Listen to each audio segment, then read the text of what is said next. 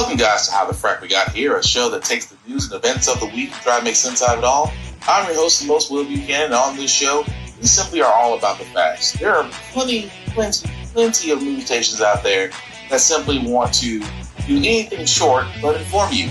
Here at How the Frack We Got Here, that's all we believe in.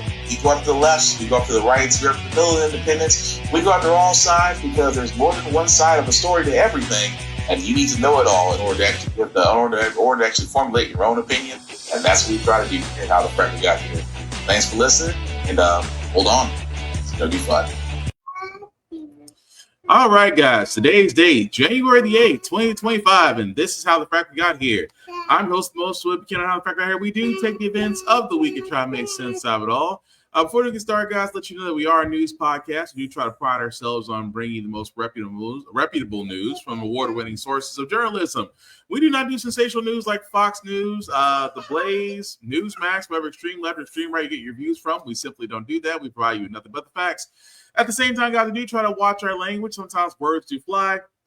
And at the same time, there may be things that might be shown that might be too intense for younger viewers, so viewer discretion is advised. Aside from that, welcome. So, first podcast for the Frack We Got Here of 2025, and Jesus, it's only been a week. What I mean by that, guys, is, well, we might as well knock it out because we know winter is coming, and already the frost giants are here.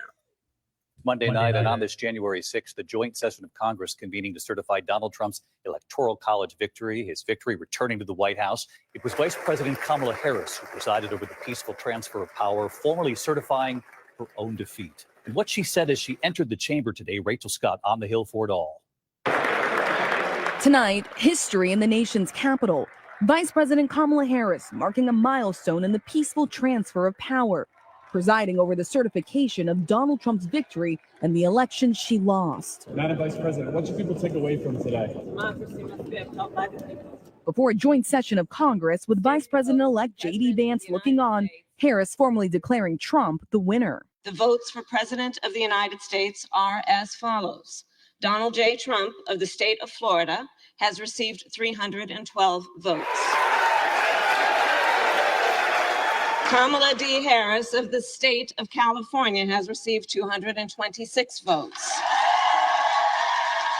After the vice president calling it an important moment. It was about what should be the norm and what the American people should be able to take for granted, which is that one of the most important pillars of our democracy is that there will be a peaceful transfer of power. That was not the case 4 years ago, when Joe Biden also won a resounding electoral victory with a 7 million vote lead in the popular vote. But Trump told his supporters to march to the Capitol to disrupt the certification of the election. We're going to walk down and I'll be there with you because you'll never take back our country with weakness. Trump supporters storming the building, chanting, "Hang Mike Pence." Today, Pence saying, "I welcome the return of order and civility to these historic proceedings," it being particularly admirable that Vice President Kamala Harris would preside over the certification of a presidential election that she lost. Nearly 1,600 people have been charged for their actions on January 6th, 600 of them for assaulting or resisting law enforcement. 140 officers were injured. But Trump has called the rioters patriots and hostages, vowing to pardon them on day one. Do you believe that the president-elect should pardon? I'm going to leave that to him. It's his power to exercise. But people who beat up police officers are put in a different category than others. President-elect Trump calling today's certification a big moment in history. And President Biden hoping the nation has turned a page. I think what he did was a genuine threat to democracy. I'm hopeful that we're beyond that. The Biden administration intent on showing the world the peaceful transfer of power. Weeks ago, President Biden invited President-elect Donald Trump to the White House for a traditional meeting. And today, Vice President Kamala Harris certifying the election she lost, making it clear this is what democracy stands for. David. Rachel. So the thing I have an issue with is that maybe this is the problem I'm having, because did we expect did we expect something? Because yes, this is what happens in normal land. When a new president-elect has been certified, the transition of power happens. meetings, briefings, things of that nature. Transitional teams are activated. In other words, everything runs smoothly. And yet I can't figure out for the life of me, why did we need to go this route? Did we expect Madam Vice President to turn around and do exactly what they wanted Mike Pence to do? Did we expect a massive riot of Democrat supporters to descend upon the Senate and stop the certification? Did we expect any type of violence from the left side? Because, unfortunately, Dorito got a second shot at being president. So it's just like we have to sit there and say, well, this is how peaceful transitional presidential operations happen. We've never, as far as I know, and I've been on this earth for 40 years, I've never seen to where the actual process has to be so emphasized to do what exactly? The Democrats are not going to riot, although we've seen what happens when Trump doesn't get his way. I mean, Madam Vice President Harris did her duty as Madam Vice President, certifying the votes and declaring that Donald Trump, unfortunately, will be the next president. Again, and yet, no riots, nobody storming the Capitol, nobody all this. But yet, it is weird that on the same day, it's almost on the anniversary of the domestic terrorists doing an insurrection, and those same domestic terrorists may actually get a pardon. And I say may because, again, it depends on their golden calf, Dorito, which he may do on day one. But also, with that being said, the 119th Congress has also been sworn in, and already they have decided two things to take care of because, they want to start from day one. Starting today with border security. If you polled the populace and the voters, they would tell you that was the top of the list. And we have a lot to do there to fix it. It's an absolute disaster because of what has happened over the last 4 years. And the Lake and Riley Act is a big part of that. You know her story. It was last February, a 22-year-old student reminds us, many of us, of our own children, out for a jog. A vicious killer tragically murders her. And that killer entered the country illegally with Joe Biden's open border and took the life of a beloved daughter and sister and friend. The only thing President Biden did after Laken's tragic death was apologize for calling her murderer and illegal. That's outrageous. We all know the real victim here is young Laken. There are real consequences to policy decisions. This one was deadly. It was reminiscent of what the tragic story that Addison shared about his little brother. And we all feel that acutely. This is a story that's repeated across the country to so many countless American families, and it must come to an end. And it will. And we'll begin with legislation like the Lake and Riley Act today. When we brought this bill forward last Congress, it's shockingly, amazingly to me, 170 House Democrats voted against that legislation. We're going to detain and deport illegal aliens who commit burglary, theft, larceny, shoplifting, certainly vicious and violent crimes. And I can't believe anybody would be opposed to that.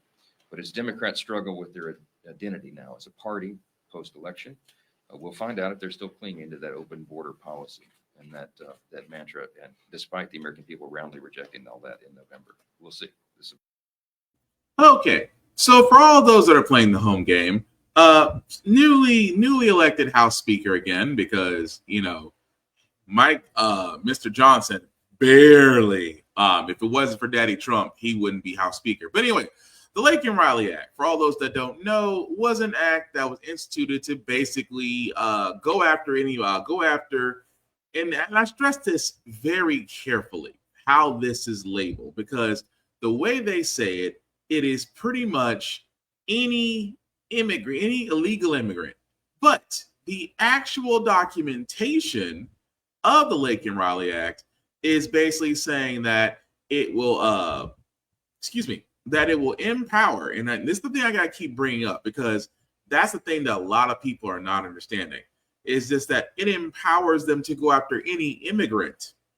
Keep in mind, it didn't say illegal immigrants. It says it'll go after any immigrant that may cause harm or that has caused harm and will deport them. This is the part that a lot of people aren't getting. And the reason why Mr. Johnson was so quick to say that no Democrat will vote against it, well, only because you're pretty much saying that it's not just illegal immigrants you're going after. It's all immigrants.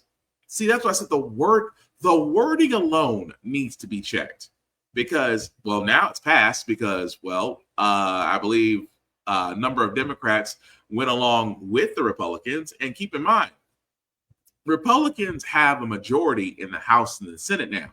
So technically, they didn't even need Democrats to go along with it as long as every other Republican did their job and towed the party line. So again, they talk about border security like that's the big problem in America.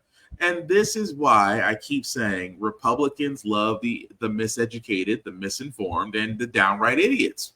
Because you say things like, oh, well, their worst is going to come here and murder your daughters, or open borders is the reason why we have so much inflation, or, oh, you know, all these little illegal immigrants are taking up resources like food stamps and whatnot that you could be getting. You know, every lie they try to tell. And it works because, well, it's 2016 all over again. Trump's about to be president. Republican and House belong to the House and the Senate belong to Republicans. They can pretty much have their way. It's 2016 all over again. So that's also one, because they had to sit there and say, well, we did our border, we did our job, we closed up the border, knowing that they won't close up the border because much like the VA system, they'd rather complain that the VA system is not working instead of fixing it. Same thing with immigration. The immigration system could have been fixed years, decades ago. But Republicans don't like it. Why? Because it gives them a talking point to go on Fox News and complain. Fox News and say, well, the Democrats keeping the borders open. Not understanding that immigrants have actually contributed quite a lot to America's economy and have paid more tax than most of these Republicans that are actually in Congress right now. But again, I digress. The other thing that apparently the 119 Congress got done in a matter of hours was maintaining the House transgender bathroom ban. Of course, Mr. Johnson did somehow got this passed unanimously through all Republicans. For all those that are playing the home game again, what this transgender bathroom ban is that you would basically have to, while in the House chamber, you will need to go to the bathroom of your origin sex, i.e. what you're born as. Now, you would not think this was be a big idea, except it affects one individual. The first openly transgender member of Congress, Representative Sarah McBride. Now, again, this is kind of, and I hate to say this because this kind of goes back into what I like to call useless laws. Because you guys may or may not remember a long time ago. Remember the whole thing about transgender bathrooms and the fear that every right-wing Fox News tinfoil hat all sat there and said was that a man could say that he's a woman and go into a bathroom stall with there's a young woman there, and all of a sudden we have a Law and Order SVU episode. Remember how that got passed? And remember we all kept saying, name one situation where that happened. And the ones that are complaining about transgender bathrooms couldn't tell you because it's never happened. There's not a suggested crime. There was no Law and Order SVU episode they could reference in this case. But again, this is just the tip of the iceberg now. Now that the 119 Congress is in, now that Republicans have a slim majority in the House, Republicans have a nice little majority in the Senate, and we're about to hand the keys again to the same man who bankrupted a casino. But God forbid, had Madam Vice President Harris won, Trump would be whining. And yet, Madam Vice President handled it with grace. But like I said, it's only been one freaking week into 2025, and Trump does not disappoint. You know, Trump is like that old guy that, you know, needs to go to a nursing home or get hospice care and immediately get put on medication, but not allowed to drive, not allowed to have a cell phone, not allowed to do anything but watch TV, because I didn't think he could say anything anything that screamed imperialism, yep, I was wrong. Can't assure you either of those two, but I can say this: we need them for economic security. The Panama Canal was built for our military. I'm not going to commit to that now. It might be that you'll have to do something. Look, the Panama Canal is vital to our country. It's being operated by China. And we gave the Panama Canal to Panama. We didn't give it to China. And they've abused it. They've abused that gift. It should have never been made, by the way. Giving the Panama Canal is why Jimmy Carter lost the election, in my opinion, more so maybe than the hostages. The hostages were a big deal. Okay, so the question is, Caitlin, how much of this is Donald Trump trying to negotiate and posturing and warning them? And how much do you really think he means it, particularly given the fact that a big part of his consistent campaign message for 8 years has been, I'm going to get us out of wars? Well, I mean, it was an extraordinary moment, one of the most extraordinary moments of that press conference, where he was refusing to rule out using military force to retake the Panama Canal, something that he himself brought up, I should note, in this press conference when a reporter later asked, why are you bringing this up? Obviously, it's a signature achievement of Jimmy Carter's. He's about to be lying in state here in Washington. Trump said he was asked about it, but Trump brought it up in his opening remarks. It's something that he's been quite fixated on behind the scenes, from what I've heard from sources in the past few weeks on this issue, complaining about Chinese influence. Obviously, this was a signature achievement of Jimmy Carter's. He believed it improved relations with Latin America for the United States. And still, it's one of his biggest accomplishments that people talk about. But Trump there saying that he would not rule out using military force to retake it is not something that should be treated as with bluster. I mean, Trump is coming into this White House and is intentionally staffing his administration with aides who will not block what he wants to do or what he'll.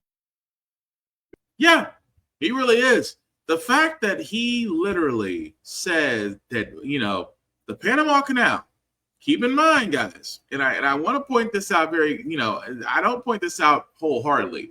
He really does believe, number one, and I said we went from nationalism to imperialism. Go with me on this. He wants to retake the Panama Canal. Keep in mind, history lesson, really quick history lesson. We didn't initially start the Panama Canal. The French did back in 1881. U.S. took over in 1904, completed in 1914. It wasn't until President Carter, which I'm surprised he got this part right, President Carter and General Torrijos, which was the Torrijos-Carter Treaty, basically is where the U.S. gave control of the canal back to Panama in stages, to where it really wasn't a done deal until 1999, a whole lot of mess. Now, he's saying Carter gave it up.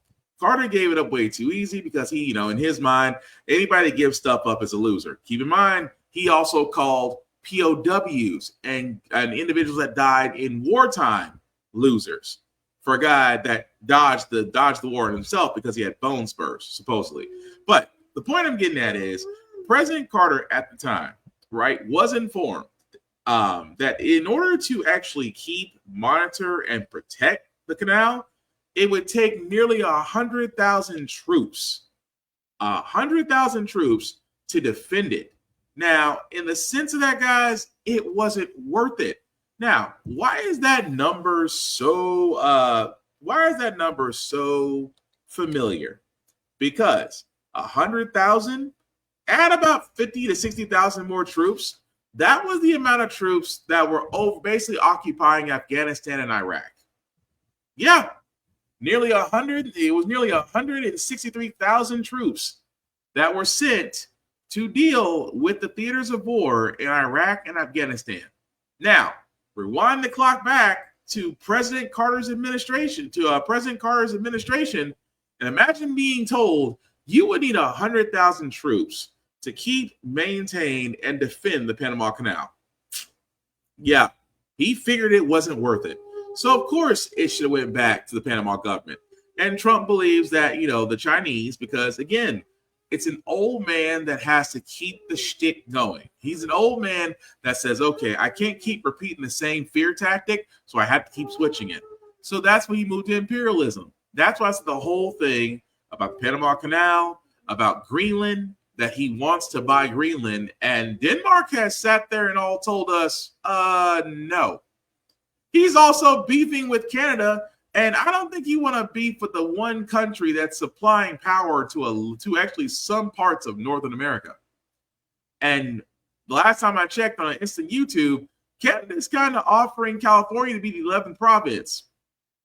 And yet you want to pick a beef with them because their Prime Minister, Justin Trudeau, is stepping down. And it's amazing to me that he thinks not only about Panama, not only about Greenland, but he does this to top it all freaking off. To be changing the name of the Gulf of Mexico to the Gulf of America. Donald Trump has announced that he intends to rename the Gulf of Mexico. During a press conference on Tuesday, January 7th at his Mar-a-Lago club in Florida, the president-elect shared plans that will be, quote, changing the name of the body of water to the Gulf of America. Can't let that happen. Mexico's really in trouble, a lot of trouble. Very dangerous place. And we're going to be announcing at a future date pretty soon. We're going to change because we do most of the work there and it's ours. We're going to be changing sort of the opposite of Biden, where he's closing everything up, essentially getting rid of $50 to $60 trillion worth of assets. We're going to be changing the name of the Gulf of Mexico to the Gulf of America, which has a beautiful ring that covers a lot of territory. The Gulf of America, what a beautiful name. And it's appropriate. It's appropriate. The 78-year-old did not appear to specify any more details. Trump went on to reiterate his plans to tariff Mexico and Canada, as he believes that is the tactic that will stop illegal immigration and the flow of drugs. The Gulf of America. He wants to change the Gulf of Mexico to the Gulf of America. And I know a lot of people are saying, you're scratching your head. Marjorie Taylor Greene has already submitted the paperwork to try to do this. A woman who literally gets paid for doing nothing more than squawking QAnon fantasies and apparently somehow still getting elected back to Congress has already submitted the paperwork. And again, the Gulf of Mexico was actually named by Spanish explorers at the time where that territory, where California, Louisiana, and Texas were all of the same thing. And yet again, imperialism. So again, it's only been 1 week, and this man is almost less than 12 days plus from being sworn back into the presidency. And already I'm terrified, because I did not think that for somebody who wants to be a dictator so much, showed dictator tendencies, and now will probably be able to act on them. And yet everybody's, it's not fine. We're not fine.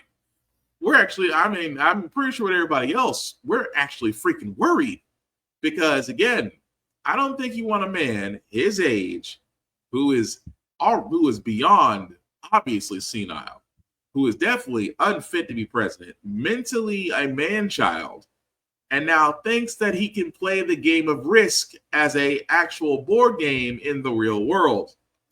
And also, this man bankrupted a casino. Just saying. But speaking of Trump, again, we talked about these court cases, guys, that because, again, nobody wants to indict a president-elect, because, again, I keep saying it is the opinion of the Department of Justice not to indict a sitting president. Why? I do not understand it. Every other country or sovereign nation, whenever their president has did dirty stuff, they either they definitely dethroned him, but they've also either jailed him or the other thing. But because Trump and his team of lawyers, who probably put their grandkids through college by now, have taken every one of their court cases, guys, and pushed them back, except the ones that got convicted on. But the judge surrounding the hush money case, to where he basically paid a porn star, to where, he lied about it, 34 felony counts. Well, the judge has sat there and said, we're going to sentence you. Now, I like the fact that the judge has sat there and stood his ground and has told Trump and his legal team, we are moving forward with sentencing. Here's the downside. The downside is with the sentencing is it will carry no jail time. And that's the thing that that's the thing I'm just wondering. So what is the sentence going to be? Because anybody else that lied during a campaign election, anybody else that lied about paying a porn star, anybody else that had 34 felony convictions, all guilty, would be sitting underneath the jail right now. Whereas in this case, this man will be sitting in the presidential seat.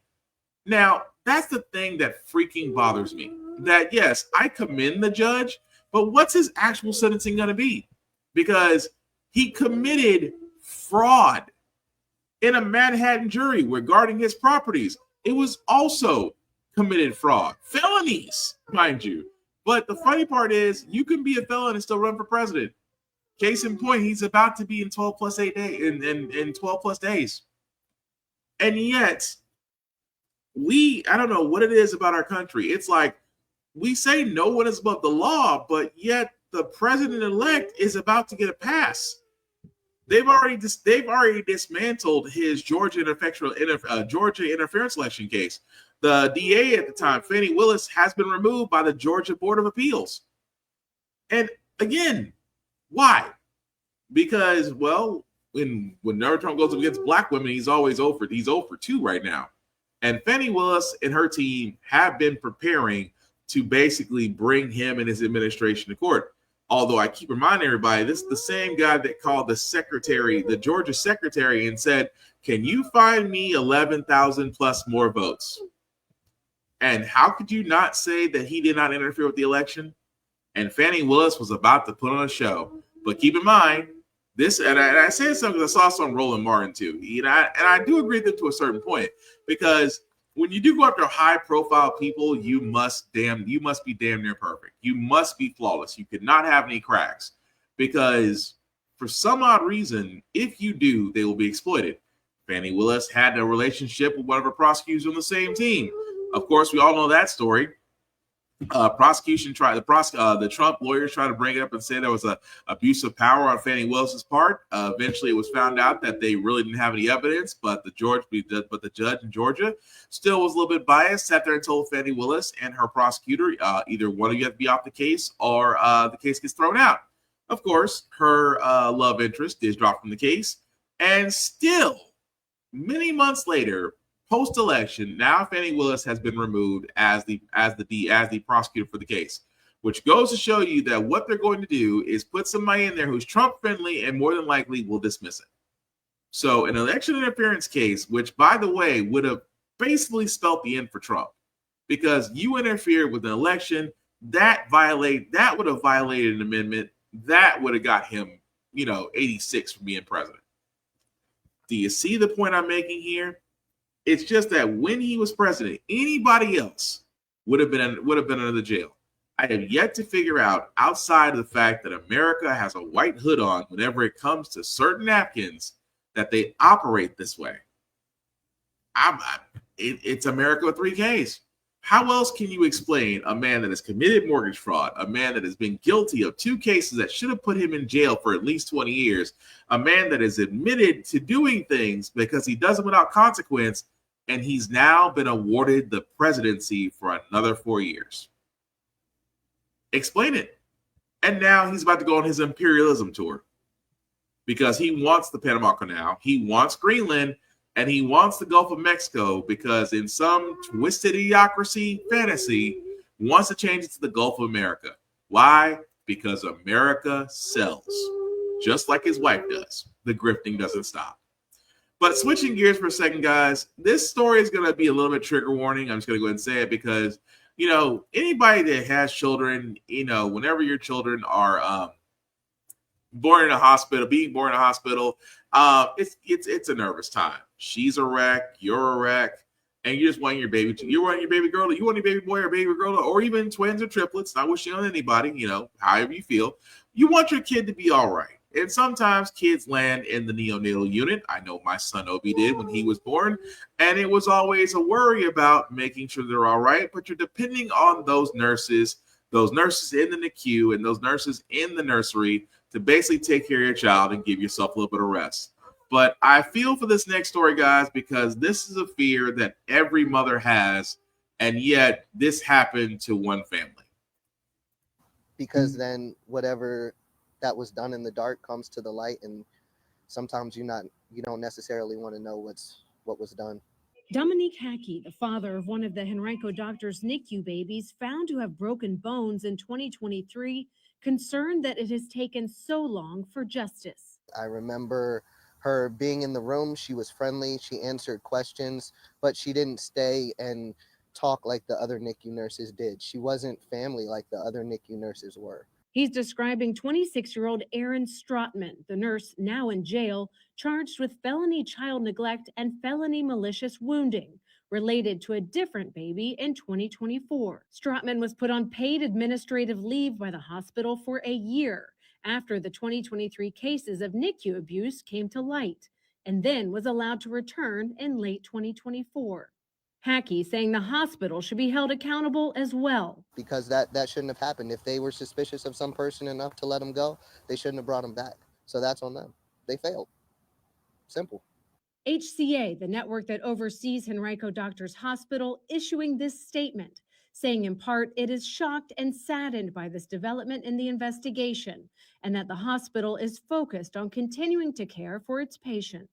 Strotman was just fired from her job on Thursday, Henrico police arresting her that night. Henrico's Commonwealth's attorney Shannon Taylor says the investigation is not over and more charges could come as detectives continue to review NICU video footage. We will continue to work on building cases if there is evidence present to build other cases to find if there's additional criminal culpability. Families of some of the young victims from both 2023 and 2024 were present for Strotman's arraignment, seen leaving the courtroom in tears, some hugging each other for comfort.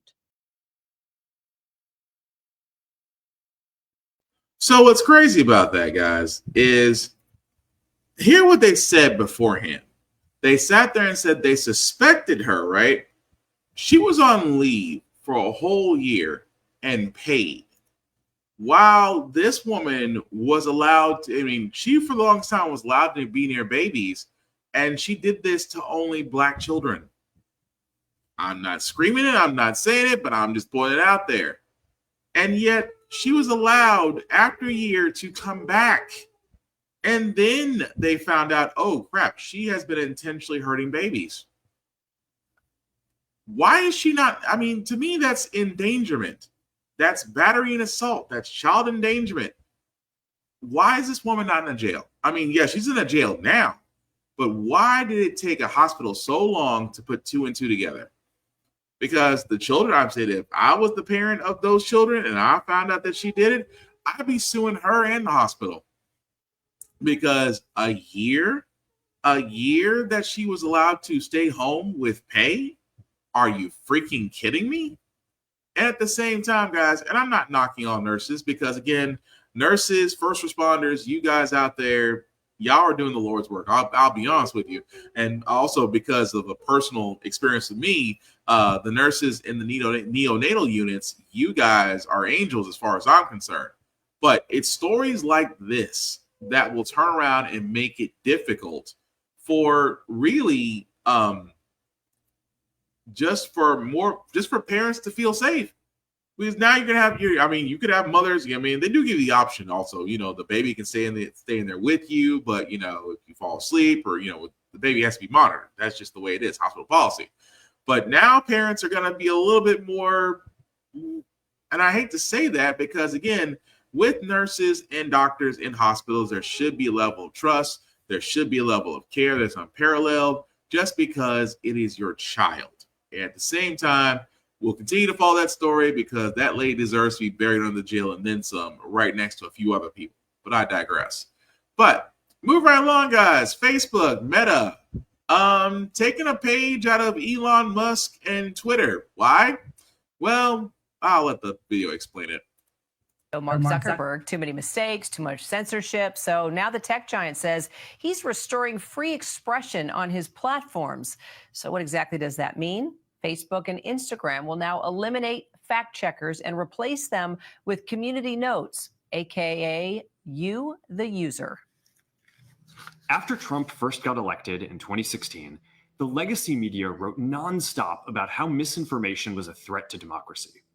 We tried in good faith to address those concerns without becoming the arbiters of truth. But the fact checkers have just been too politically biased and have destroyed more trust than they've created, especially in the US. So over the next couple of months, we're going to phase in a more comprehensive community notes system. So this move comes after Zuckerberg recently met with President-elect Donald Trump at Mar-a-Lago, who, by the way, was banned from Facebook for 2 years after the attack on the Capitol. It was then Trump even referred to Facebook as the true enemy of the people. But today, Trump reacted to the news saying Facebook has come a long way. Business correspondent Alexis Christoforous and our contributor and SiriusXM radio host Mike Muse join me for more. Yes, so it seems that Facebook Meta is now going the way of X, which means that, hey, we want to replace fact-checking with alternative facts, because that's what X is. I mean, I'm not on X anymore. It's personally a dumpster fire. Elon Musk basically bought something and twisted it, converted it, and calling it free speech, which is really not. And now it looks like Facebook Meta is going the same way, with Zuckerberg looking ever so more like a guy stuck in the 80s and not the robotic android that we know him to be. So what does this mean? Of course Trump's going to love it. Why? Because Zuckerberg's already met with Trump at Mar-a-Lago, even gifted him a pair of AR glasses. Because, again, they've all come to now kiss the ring. And, of course, we see what happened because Elon, unfortunately, that idiot, may have single-handedly basically made Trump famous, along with Joe Rogan, which, again, I blame both of those idiots for. But the thing I'm getting at is, guys, is just that this is another reason why social media needs to have more areas. I would hope that one comes along that could rival Meta, rival Meta and Instagram and Snapchat and whatever Facebook/Meta has not bought. Because, again, expecting these social media platforms to be user-friendly because they're taking away fact-checking is not. You're basically saying, we're okay with alternative facts, and we don't care how you feel about it. So, again, not surprising, but, hey, until the next social media rises up or until they finally find a way to get rid of TikTok, it is what it is. Because, again, this is what happens when you have billionaires controlling a lot of what you see, what you read, what you log into, what you eat, and most importantly, influences on elections. But I digress. But want to be a homeowner like me? Well, unfortunately, guys, because of the news, even though the feds have cut rates, mortgages, again, are at an all-time effing high. And I mean Snoop Dogg, Willie Nelson, Cat Williams high.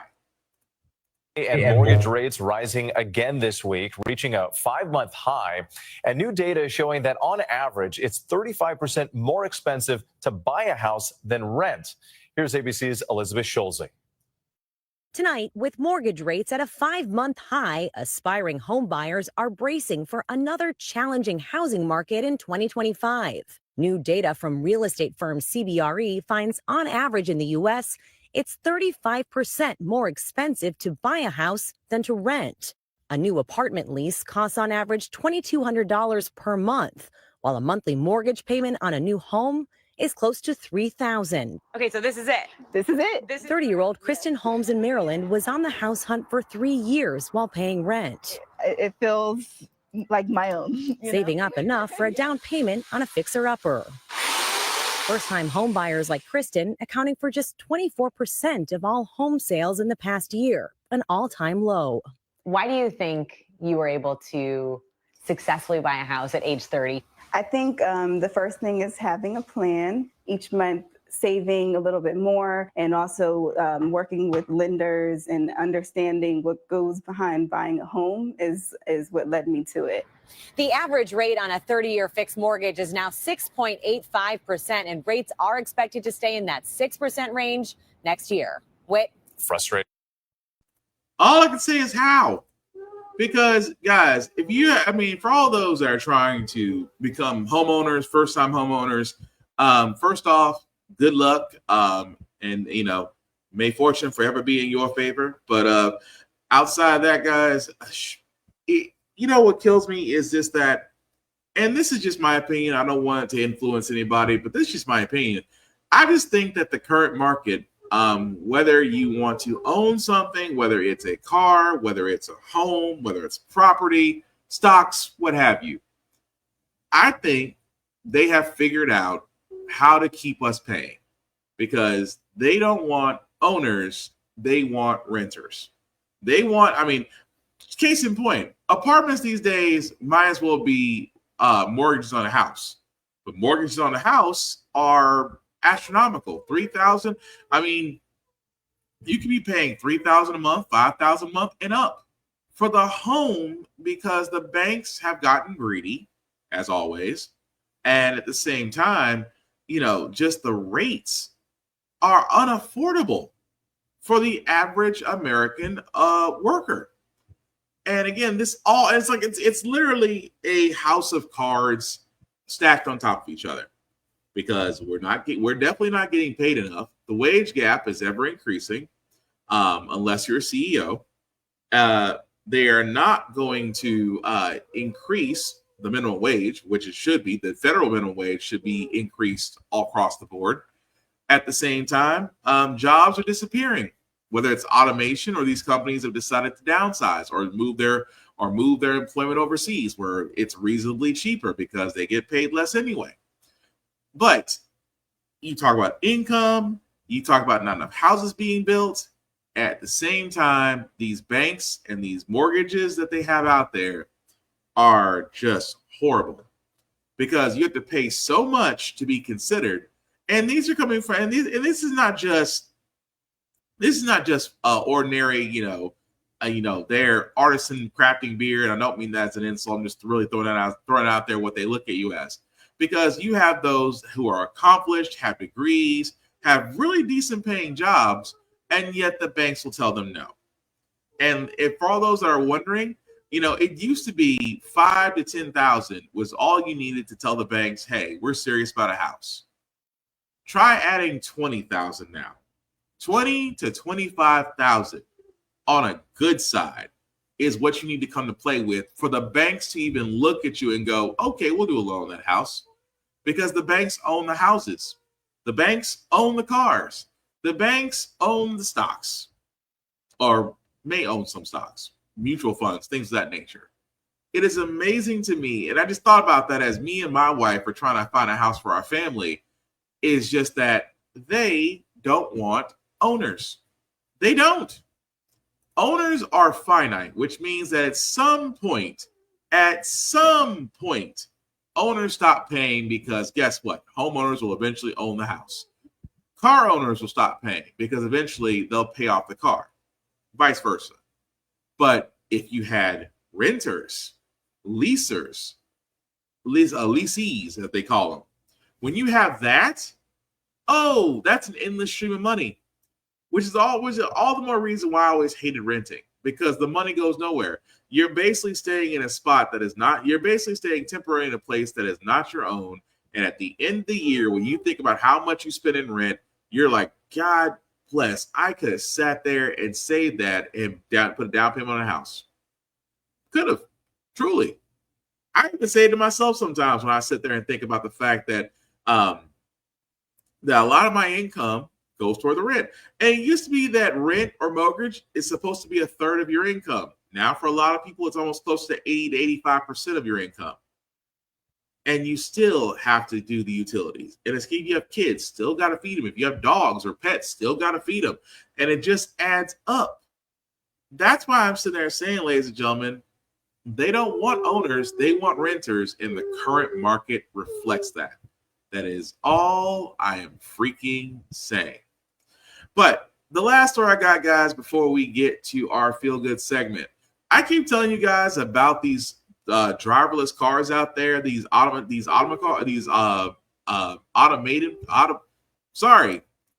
that drive themselves because they have AI, because apparently I can't say automated. There we go. So anyway, an individual was on his way to the airport and was held hostage by Skynet. Okay, why is this happening to me on a Monday? I'm in a Waymo Connected car. to rider support. This call And may be recorded for quality assurance. this car is just going in circles. Hi there, Mike. This is Gab. I'm calling from Waymo Support. I'm just calling because I received a notification that your car might be experiencing some routing issue. Please bear with me while I am. Yeah, I got a flight to catch. Why is this thing going in a circle? I'm getting dizzy. Look at what it's doing. I understand. I'm really, really sorry, Mike. We're currently working with the situation of the vehicle. Is it circling around a parking lot, right? It's circling around a parking lot. I got my seatbelt on. I can't get out the car. Has this been hacked? What's going on? I feel like I'm in the movies. Is somebody playing a joke on me? And I got a flight to catch. I understand, Mike. I'm really sorry for this. We're working with this, but by any chance, do you have an access to your Waymo app right now? Do you have an Yeah. Okay. Now I'm gonna be pulling the car over while we are trying to assist the car. Oh, hold on just a second. Oh my goodness. I just better not be late for the flight. You guys are going to take care of the flight. That part. I'm really sorry. Yeah, because this is crazy. This is crazier. I apologize. If you have your app pulled up, I need you to tap my trip in the lower left corner of your app. Can't you just do it? You should be able to handle it. Take over the car. You don't need my phone. I don't have an option to control the car. Oh Mike, my I'm really so gosh. sorry about this. Well, can you stop I'm this pulling the car? over. I am trying My to pull it over goodness. right now. Apologies. So here's the crazy part. You're going to sit there and tell me that, hey, Will, how about you hop into this vehicle that's like an Uber, except it's automated and the AI is driving you. You're in the back seat. You have no control over the car, and I'm supposed to trust it. Hell no. You know, the guy kills me. I guess this isn't the first time he must not use this Waymo, but I'm sorry. I will never trust Skynet. I have watched too many movies and too much of a Transformers fan to realize there's certain things that you cannot trust. Bump that. And he was calm, mind you. That's the crazy part. Yes, it is crazy. It is absolutely crazy. What's crazy is he was calm. Like, I can't. Why is my car? Why is it still driving? How are you this? Either that man. I'm not calling him a weed head. I'm not saying nothing against weed heads out there. You know, you smoke how you want to. Partake. I just don't partake, but I respect it. But that guy either had to have nerves of steel, or he was way too freaking relaxed, because ain't no way in hell I'm sitting there and this car that the AI is driving is doing a lot of suspect lefts and rights and not stopping, and I'm still in the car. I'm sorry, either I'm finding a way to get control of that car, or I'm finding a way to get out of that car. And then the whole idea of him just sitting there and calmly talking to customer service as the car is still driving. And again, I'm sorry, guys. That's just me. I am a tech person. I am. But same time, I have a big issue with AIs. I do. I have a big issue with cars being able to drive themselves. I just cannot trust a computer to do what a human should be doing from Jump Street. That's all I'm saying. And he wouldn't help himself by doing something on his phone. Pretty much. I'm sorry. That's just me. I was like, dude, why are you talking to customer service? Get out the car. Because I always had that fear like Teslas do, whether they run over people, run into buildings, or catch fire.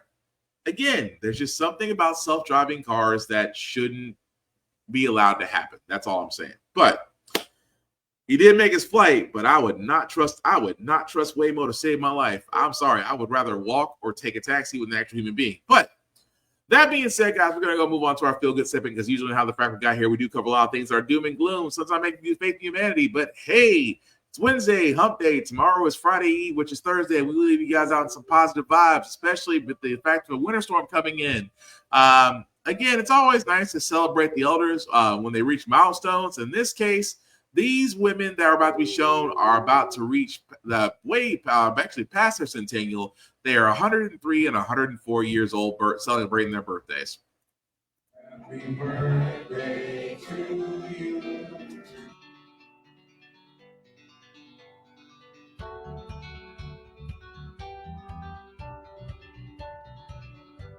get up every morning, so I feel okay.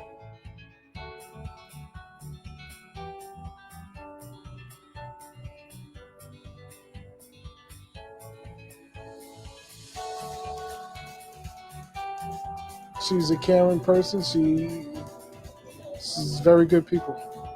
Very good.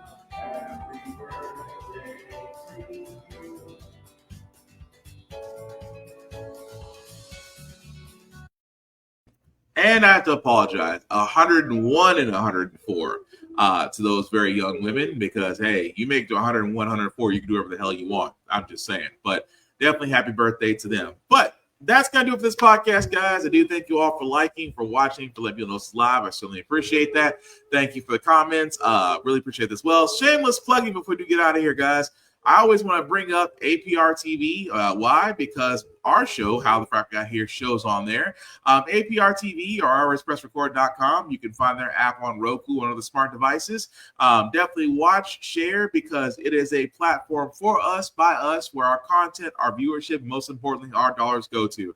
Definitely check out alwayspressrecord.com, APR TV, everywhere else. Also, guys, I cannot keep talking about Blurred Station. I keep saying Blurred Station is the vehicle, the table that we need right along with APR TV, because, again, Tubi is great, but Tubi is also owned by the same guy who owns Fox, and Tubi is now well worth over $100 million, and that is basically because of our viewership, our dollars. That should be going back to us, and blurredstation.com can definitely help with that. If you want to check it out, definitely go to blurredstation.com, hit the Join Now button. On the Join Now button, select the Blurred's Eye View Affinity membership, guys, and anybody there that's under that membership, whether myself, Black Spartan, or anybody else, you can go ahead and select them. And again, the Affinity membership, it is $10.99 a month to stream Blurred Station. $10.99 a month. Cannot beat that with a stick. At 36 months, guys, you do have the ability to own a piece of Blurred Station. And trust me, it's a lot easier to own a piece of a media station more than trying to go through Hulu, which is going through several mergers right now, or Disney Plus, which probably will wind up owning anything else. But again, why not have your content? Why not have your viewership? And most importantly, your dollars go to where it needs to go to. Back to us, by us, and for us. Definitely check out blurredstation.com. Also, guys, runforoffice.org. I keep telling you, you want to know how the Republicans did it? You want to know how the crazies did it? This is how they did it. They did it from the ground up. They went into local and federal offices. They ran for office and got in. And of course, the election is what the election and what happened afterwards is what we have. If you yourself feel the call for public service, whether it's locally or nationally, go to runforoffice.org, type in your address, and they will be able to help you with the process of getting on the ballot. And of course, going from there, if you do choose to be a public or federal servant. I'm telling you right now, guys, we do need more of that in this political landscape, because, again, they figured it out, and it only took them 4 years, and they were idiots. I'm pretty sure we can do it in less time than that. That being said, guys, Black_Spartan 615 is where you can find me on the socials, guys. I do like talking more just politics, sports, anime, things of that nature. Just, keep it clean. Don't be weird. I don't want to have to block anybody. I like to actually speak to people. I'm a very social guy. At the same time, guys, the link at the bottom, I'll make that a little bit bigger for you guys to see. If you copy and paste that link into your browser, it'll take you to my link tree, the YouTube and Facebook groups for all of our podcasts. Like, share, subscribe. Podcasts can be seen or heard wherever you get your podcast from. Again, guys, share it, play it. We simply cannot do this without you. At the same time, guys, yes, I know it's kind of a dark path we're heading on. But again, if you are in the northern or southern east areas, guys, winter weather is headed our way. Check on your loved ones. Check on the elderly that can't get out. Please be safe. A job is not worth you chancing yourself on icy or snowy roads. It just simply is not worth it. That job will simply replace you. Jobs do not care about you. Please put yourself first and your family first before your job. Trust me, because your job, if you haven't seen anything, I always like to say it best. The CEO of a major healthcare corporation got 86. And what did that healthcare corporation do? Continued meetings like normal and posted a position for CEO at their company. And the body wasn't even cold. Take care of yourselves. That company will take care of itself. That being said, guys, last thing I'll say about How the Frack We Got Here, it's all about staying informed. We are not trying to reinvent the wheel, guys. We are simply giving you all your news with the information to allow you to make up your own mind, but we do provide a lot of perspective that goes along with it. We do better as society once we're informed. We're progressive. We move forward by righting the wrongs of our past, but making decisions now that we should have done back then. Like electing our first black woman to the Supreme Court, electing our first black woman to the Federal Board of Governors, and maybe one day electing a woman to be our first Madam President. All great things. When we don't learn from history, we are doomed to repeat them. That's what we keep asking ourselves. Why does everything go up at our paycheck? Why are we electing different politicians but still same old game in Congress? And most importantly, how the frack we got here. Thank you all for watching, guys. Again, stay safe, stay warm, take care of yourselves and each other. Well, I promise we'll get through this. Peace.